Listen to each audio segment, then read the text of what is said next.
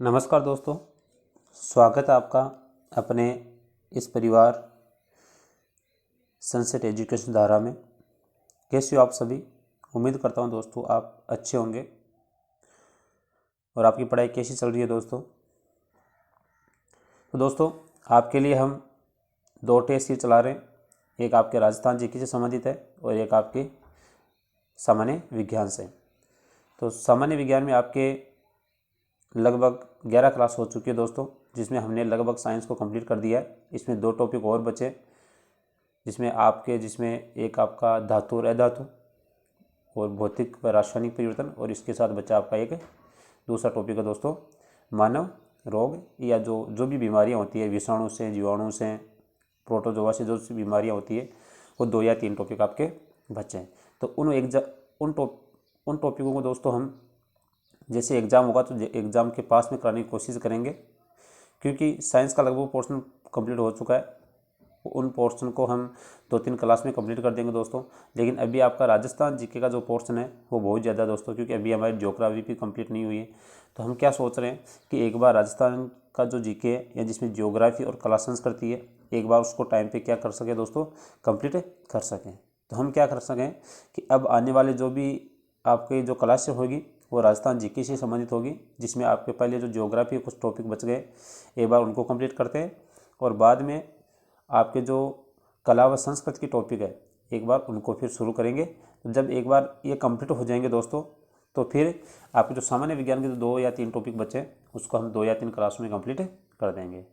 तो सभी से अनुरोध है दोस्तों, अपने इस यूट्यूब चैनल पे बने रहें, और जो आपको दी जाने वाली जो क्लास हैं, इनका बार बार आप रिवाइज करें दोस्तों।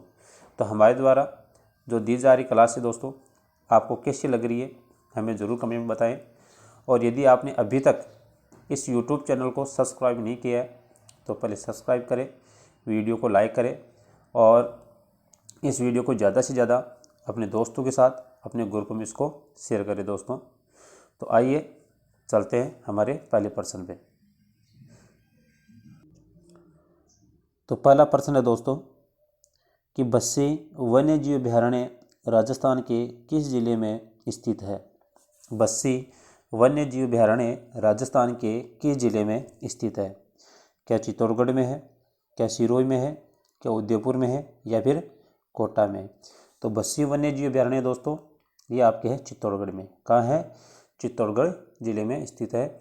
और एक आपका दोस्तों है बस्सी वीर्य बैंक भी है, जो आपके कौन से ज़िले में? वो आपका रहेगा जयपुर ज़िले में। अगला दोस्तों, रामगढ़ विषधारी वन्य जीव अभयारण्य वो किस जिले में स्थित है? रामगढ़ विषधारी वन्य जीव अभयारण्य किस जिले में स्थित है? यानी कोटा में है, बूंदी में है, बारा में है, या झालावाड़ में? तो इसका सही उत्तर हो जाएगा दोस्तों आपका बूंदी जिला। कौन सा हो जाएगा? बूंदी जिला। यानी बूंदी जिले में आपका रामगढ़ विषधारी वन्य जीव अभयारण्य है, जिसमें शेर परियोजना या टाइगर परियोजना चलाई जा रही है दोस्तों। अगला है दोस्तों, फुलवारी की जो नाल है वो राजस्थान के किस जिले में स्थित है? फुलवारी की नाल राजस्थान के किस जिले में स्थित है? क्या जयपुर में है, क्या जोधपुर में है, क्या अलवर में है, या फिर उदयपुर में है? तो फुलवारी की जो नाल है वो राजस्थान के उदयपुर जिले में स्थित है। कौन से जिले में स्थित है? उदयपुर जिले में स्थित है दोस्तों। फिर अगला है, गजनेर वन्य जीव अभयारण्य किस जिले में स्थित है? गजनेर वन्य जीव अभयारण्य किस जिले में स्थित है? तो ये हो जाएगा आपका बीकानेर जिला हो जाएगा। तो दोस्तों हमने इसका एक पार्ट पहले दे दिया था, या इसका सेकंड पार्ट है। तो इस पार्ट में ये आपकी वन्य जीव है और अभयारण्य वाली जो क्लास है इसमें कंप्लीट हो जाएगी। और जब अगली क्लास आएगी तो उसमें आपका एक नया टॉपिक आपको देखने को मिलेगा। तो आइए अगले प्रश्न पे चलते हैं। अगला प्रश्न है दोस्तों कि भारतीय वन्य जीव संरक्षण अधिनियम जो 1972 पारित हुआ था, उसको राजस्थान में किस वर्ष लागू किया गया था? भारतीय वन्य जीव संरक्षण अधिनियम 1972 को राजस्थान में किस वर्ष लागू किया गया? 1973 में, 1974 में, 1975 में, या 1976 में? तो ये राजस्थान में लागू हुआ दोस्तों 1973 में। क्या होगा? 1973 में। और 1973 में आपका क्या चलाया गया था दोस्तों? टाइगर रिजर्व परियोजना चालू की गई थी दोस्तों। अगला है, निम्न में से राजस्थान के राष्ट्रीय उद्यान कौन कौन से हैं? निम्न में से राजस्थान के राष्ट्रीय उद्यान कौन कौन से हैं? तो क्या मुकंदरा हिल्स है, क्या रणथंभौर अभयारण्य है, क्या केवलादेव अभयारण्य है, या उपयुक्त सभी है?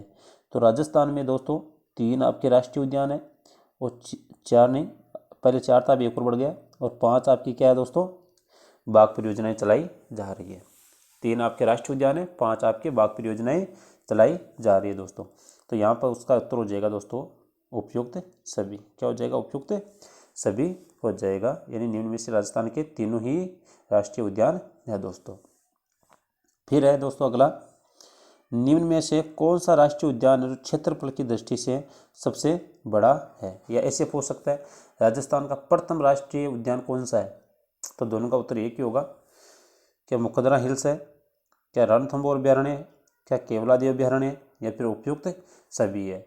तो इसका उत्तर क्या हो जाएगा, यानी जो वह राष्ट्रीय उद्यान जो क्षेत्रफल की दृष्टि सबसे बड़ा है और जिसे सबसे पहले घोषित किया गया था, वो है आपका रणथंभौर अभयारण्य। क्या दोस्तों? रणथंभौर अभयारण्य। अगला प्रश्न दोस्तों, अगला प्रश्न है, सरिस्का वन्य जीव अभयारण्य में कौन सी परियोजना चलाई जा रही है? यानी सरिस्का वन्य जीव अभयारण्य जो आपके कहाँ है? अलवर में है। कहाँ है? अलवर में है। तो उसमें कौन सी परियोजना चलाई जा रही है? क्या बाघ परियोजना है, क्या गरदर परियोजना है, क्या चीतल परियोजना है, या फिर उपयुक्त में से कोई नहीं है? तो सरिस्का वन्य जीव अभयारण्य में कौन सी परियोजना है दोस्तों? तो उसमें चलाई जा रही है आपकी बाघ परियोजना। कौन सी चलाई जा रही है? बाघ परियोजना, यानी टाइगर प्रोजेक्ट चलाया जा रहा है। और इसको शुरू किया गया था दोस्तों आपका 1978 में। कब शुरू किया गया था? 1978 में। फिर अगला प्रश्न है, राजस्थान के कौन से स्थानीय क्षेत्र है जो रामसर साइट में शामिल है, यानी आर्द्रभूमि स्थल में शामिल है? तो राजस्थान इसमें 2 है दोस्तों, एक सांबर झील है, एक केवलादेव अभयारण्य। वह दोनों है, या उपयुक्त में से कोई नहीं है? तो इसमें आपके कितने हो जाएंगे? ये दोनों हो जाएंगे, वह दोनों, यानी आपकी सांबर झील और एक केवलादेव अभयारण्य, ये दोनों दोस्तों आपके रामसर साइट में शामिल है। फिर है दोस्तों, कुरजा पक्षी विहार स्थित है। कुरजा पक्षी विहार स्थित है, यानी खींचन में है, सुजानगढ़ में है, फलोदी में, या कोटा में? तो यहाँ पर इसने स्थान विशेष पूछा है, तो इसलिए हम इसका उत्तर क्या करेंगे दोस्तों? इसका उत्तर करेंगे हम खींचन में। क्या करेंगे? खींचन, यानी कुरजा पक्षी विहार है वो कहाँ है? आपका खींचन में स्थित है। फिर चलते हैं हमारे अगले प्रश्न पे। तो अगला प्रश्न है कि हरे कबूतरों के लिए राजस्थान का कौन सा अभयारण्य प्रसिद्ध है? दोस्तों आपसे फिर से अनुरोध है कि यदि आपने अभी तक अपने इस YouTube चैनल को सब्सक्राइब नहीं किया है तो पहले सब्सक्राइब करें, वीडियो को लाइक करें, अपने ग्रुपों में अपने दोस्तों के साथ ज़्यादा से ज़्यादा शेयर करें, और स्टेज सीरीज में आपका क्या स्कोर रहता है वो भी हमारे साथ शेयर करें दोस्तों। और यदि किसी प्रश्न में आपको दिक्कत होती हो तो ज़रूर पूछें, आपको उसका उत्तर मिलेगा दोस्तों। तो आइए चलते हैं हमारे प्रश्न पे कि हरे कबूतरों के लिए राजस्थान का कौन सा अभयारण्य प्रसिद्ध है? क्या मुकंदरा हिल्स है, क्या रणथंभौर अभयारण्य है, क्या केवलादेव अभयारण्य है, या फिर सरिस्का अभयारण्य? तो हरे कबूतर जिन्हें हरियल पक्षी या हारियल पक्षी भी कहते हैं, तो ये पाए जाते हैं दोस्तों आपके सरिस्का अभयारण्य अलवर में। कहाँ पाए जाते हैं? सरिस्का अभयारण्य अलवर में ये पाए जाते हैं दोस्तों। फिर है, घड़ियालों की जो प्रजाति है उसको संरक्षित करने के लिए कौन सा अभयारण्य प्रसिद्ध है? घड़ियाल की जो प्रजाति है उसको संरक्षित करने के लिए कौन सा अभयारण्य प्रसिद्ध है दोस्तों? क्या सरिस्का है, क्या ताल छापर है, क्या चंबल है, या उपयुक्त में से कोई नहीं है? तो घड़ियालों की जो प्रजाति है उसको संरक्षित करने के लिए दोस्तों ये है आपका राष्ट्रीय चंबल अभयारण्य। कहाँ है? राष्ट्रीय चंबल अभयारण्य, जिसमें घड़ियालों की प्रजाति को संरक्षित किया जा रहा है दोस्तों। सरिस्का ये आपका अलवर में हो जाएगा, ताल छापर चूर में हो जाएगा, जो काले हिरणों के लिए क्या है दोस्तों? प्रसिद्ध है, जिसे क्या कहते हैं? काले हिरणों की शरणस्थली भी कहते हैं। फिर है दोस्तों, किसे टाइगर मैन ऑफ इंडिया कहा जाता है? किसे टाइगर मैन ऑफ इंडिया कहा जाता है। किसे कहते हैं दोस्तों? क्या कैलाश सांकला को कहते हैं, गंगा सिंह को कहते हैं, कैलाश सोनी को कहते हैं, या उपयुक्त में से कोई नहीं है? तो टाइगर मैन ऑफ इंडिया है दोस्तों, ये कहा जाता है आपके कैलाश जी सांकला को। किसको कहते हैं? कैलाश जी सांकला को कहा जाता है। गंगा सिंह जी कौन थे? तो गंगा सिंह जी बीकानेर के शासक थे, जिन्होंने क्या किया था, गंगा रिसाला के नाम से एक क्या ऊँटों की सेना बनाई थी दोस्तों, जिन्होंने अंग्रेज़ों का साथ दिया था। यानी एकमात्र ऐसे राजस्थान के शासक थे जिन्होंने राजस्थान से बाहर जाकर अंग्रेज़ों की सहायता की थी दोस्तों। चलिए अगले प्रश्न पे चलते हैं। ऊँट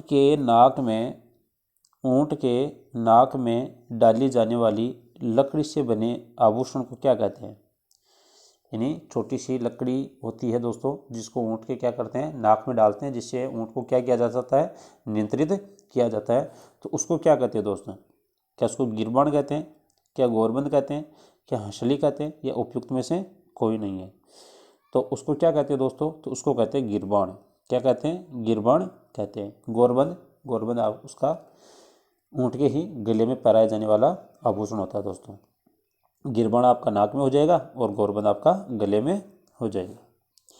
फिर है गोडावन का वैज्ञानिक नाम क्या है? गोडावन जो आपका राज्य का राज्य पक्षी है, तो उसका वैज्ञानिक नाम क्या होगा दोस्तों? क्या क्रायोटिस नाग्रिसेप्स होगा, क्या गजेला बनेटी होगा, क्या कैमेलिस ड्रोमेडियस होगा, या फिर टोकोमेला एंडुलेटा होगा? तो गोडावन का जो वैज्ञानिक नाम है वो होगा दोस्तों आपका क्रायोटिस नाग्रिसेप्स। क्या होगा? क्रायोटिस नाग्रिसेप्स इसका वैज्ञानिक नाम होगा दोस्तों। गजेला बनेटी है ये आपका चिंकारा हो जाएगा। कैमेलस ड्रोमेडेलिस आपके ऊँट का हो जाएगा, और टेकोमेला अंडुलेटा किसका हो जाएगा दोस्तों? आपका रोएडा का वैज्ञानिक नाम हो जाएगा दोस्तों। फिर है दोस्तों, ऊँट को राजस्थान का घरेलू या पालतू श्रेणी में राज्य पशु कब घोषित किया गया? ये जो ऊँट है उसको पालतू श्रेणी का या घरेलू श्रेणी का राज्य के द्वारा कब राज्य पशु घोषित किया गया? क्या 2014 में, क्या 2015 में, क्या 2016 में, 2018 में? तो इसका सही उत्तर हो जाएगा दोस्तों आपका 2014। क्या हो जाएगा? 2014। इसके पहले आपके जो टोंक है, टोंक में इसकी ऊँट की बलि दी जाती थी, लेकिन बाद में जैसे ये 2014 में कानून बना दोस्तों, इसके साथ ये बलि भी क्या हो गई, निषेध कर दी गई दोस्तों। तो आपको ये भी पूछा जा सकता है कि कौन से ज़िले में या कौन सी रियासत में पहले ऊँट की बलि दी जाती थी? तो उसका आपका हो जाएगा टोंक जिला। क्या हो जाएगा? टोंक जिला हो जाएगा। चलिए अगले प्रश्न पे चलते हैं। अगला प्रश्न है, कौन से अभयारण्य में मोथा व एचा घास पाई जाती है? कौन सा अभयारण्य है जिसमें मोथा व एचा घास पाई जाती है दोस्तों? क्या मुकुंदरा हिल्स में, क्या रणथंभौर अभयारण्य में, क्या केवलादेव अभयारण्य में, और चौथा है सरिस्का अभयारण्य में? तो आपका जो केवलादेव अभयारण्य है दोस्तों, तो केवलादेव जो अभयारण्य है उस केवलादेव अभयारण्य में क्या पाई जाती है? मोथा और एचा घास पाई जाती है दोस्तों। इसमें क्या होता है, यहाँ पर जो कदम के वृक्ष है दोस्तों, आपका जो केवलादेव अभयारण्य है यहाँ पर जो कदम के वृक्ष है ये बहुत पाए जाते हैं। इसके साथ यहाँ पर जो प्रवासी पक्षी है साइबेरियन सार्स, इसके लिए अभयारण्य प्रसिद्ध है। कौन सा आता है यहाँ पर? जो विदेशी जो पक्षी है साइबेरियन सार्स, वो यहाँ पर आता है दोस्तों अपना प्रजनन करने के लिए दोस्तों। और अगर दूसरा आपसे पूछते तो जो केवलादेव अभयारण्य है वो कौन से वैज्ञानिक की कार्यस्थली रहा है? तो उसका उत्तर हो जाएगा दोस्तों आपका डॉक्टर सलीम अली। जो डॉक्टर सलीम अली थे जिन्होंने पक्षियों पे अपने अनुसंधान किए थे, तो उनकी जो कर्मस्थली रही थी वो आपका केवलादेव राष्ट्रीय उद्यान ही रहा था। इसके साथ आप क्या क्या क्या याद रख सकते हो दोस्तों कि ये जो आपका केवलादेव अभयारण्य है इसमें आपकी क्या है, राज्य की प्रथम वन्य जीव प्रयोगशाला स्थापित की गई है। क्या की गई है? राज्य की प्रथम वन्य जीव प्रयोगशाला स्थापित की गई है दोस्तों। और दूसरा इससे क्या कहते हैं? तो इससे पक्षियों का स्वर्ग या पक्षियों की सबसे बड़ी प्रजनन स्थली के नाम से भी जाना जाता है। आइए फिर अगले प्रश्न पे चलते हैं। जो गागरोनी तोते होते हैं उनका वैज्ञानिक नाम क्या होता है? अगला क्वेश्चन क्या है दोस्तों? गागरोनी तोते का वैज्ञानिक नाम क्या है? अलेक्जेंड्रिया पैराकिट, गजेला बनेटी, मेजिफेरा इंडिका, या उपयुक्त में से कोई नहीं। तो जो गागरोनी तोते हैं दोस्तों, उनका वैज्ञानिक नाम क्या होता है? तो उनका वैज्ञानिक नाम होता है अलेक्जेंड्रिया पैराकिट। क्या होता है? अलेक्जेंड्रिया पैराकिट होता है। गजेला बनेटी आपका चिंकारा का हो जाएगा और मेजिफेरा इंडिका आपका आम का हो जाएगा। और इसे किस नाम से जानते हैं दोस्तों? तो इसे क्या कहते हैं? हीरामन तोता भी कहते हैं, टूहिया भी कहते हैं, हिंदू का आकाशलोचन भी कहते हैं। ये क्या करता है? जो मानव आवाज़ है दोस्तों, उसकी हूबहू क्या करता है? नकल करता है दोस्तों। आइए अगले प्रश्न पे चलते हैं। अगला प्रश्न दोस्तों, लव कुश नामक गर्म और ठंडे झरने किस अभयारण्य में आपको देखने को मिलते हैं? लव कुश नामक गर्म व ठंडे झरने किस अभयारण्य में देखने को मिलते हैं दोस्तों? तो किस में देखने को मिलते हैं? क्या सीतामाता अभयारण्य में है, क्या जवाहर सागर में है, क्या केसर बाग में है, या फिर शेरगढ़ अभयारण्य में है? तो आपके गर्म व ठंडे जो लव कुश नामक जो झरने हैं दोस्तों, ये आपको देखने को मिलेंगे आपके सीतामाता अभयारण्य में। कहाँ मिलेंगे? सीतामाता अभयारण्य में, जो आपके मुख्यतः प्रतापगढ़ में है, लेकिन इससे ये चित्तौड़गढ़ और प्रतापगढ़ दोनों जिलों में फैला हुआ है दोस्तों। जिसे क्या कहते हैं? जिसे कहते हैं चित्तल की मातृभूमि। यानी सीतामाता अभयारण्य को क्या कहते हैं? चित्तल की मातृभूमि भी कहते हैं दोस्तों। और यहाँ पे आप और भी याद रख सकते हो, यहाँ पे दोस्तों जो एंटीलोप प्रजाति का जो चौसिंगा पाया जाता है, क्या पाया जाता है यहाँ पर? एंटीलोप प्रजाति का चौसिंगा पाया जाता है, जिसे इसको स्थानीय भाषा में क्या कहते हैं लोग यहाँ के? भेड़ल या क्या कहते हैं? गंठेल भी कहते हैं। क्या कहते हैं? भेड़ल या गंठेल भी कहते हैं। और इसी अभयारण्य में दोस्तों आपका जखम बांध भी बना हुआ है। क्या बना हुआ है? जखम बांध भी बना हुआ है। इसके साथ साथ ये जो अभयारण्य दोस्तों, ये उड़न गिलहरी के लिए प्रसिद्ध है, इसलिए इसको उड़न गिलहरियों का स्वर्ग भी कहते हैं दोस्तों। तो ये थी आज की आपकी ज्योग्राफी की क्लास। कैसे रही ज़रूर हमारे साथ शेयर करना दोस्तों। और आगे भी आपको राजस्थान ज्योग्राफी की क्लास ही मिलेगी। एक बार हम राजस्थान ज्योग्राफी और कला संस्कृति को कंप्लीट करेंगे, उसके बाद जो आपके सामान्य विज्ञान की 2 क्लासें बच गई है उसको कंप्लीट करेंगे दोस्तों। तो अपने इस यूट्यूब चैनल पे बने रहिए आप। और तो रोज़ आप इसी टाइम पे, यानी मंडे से आप सैटरडे के बीच में आप रोज़ सुबह 11 बजे अपनी यूट्यूब चैनल को विजिट करें, ताकि आपको दी जाने वाली प्रत्येक क्लास आपको टाइम टू टाइम मिल सके दोस्तों। और यदि आपने दोस्तों अभी तक इस यूट्यूब चैनल को सब्सक्राइब नहीं किया है तो पहले सब्सक्राइब करें, बेल आइकन को ऑन करें और इस वीडियो को ज़्यादा से ज़्यादा लाइक करें और अपने दोस्तों के साथ इस वीडियो को ज़्यादा से ज़्यादा शेयर करें दोस्तों। तो आज के लिए इतना ही रखते हैं, कल फिर मिलते हैं इसी टाइम यानी 11 बजे एक नई क्लास के साथ, नए टॉपिक के साथ। तो अपना ध्यान रखना दोस्तों। धन्यवाद।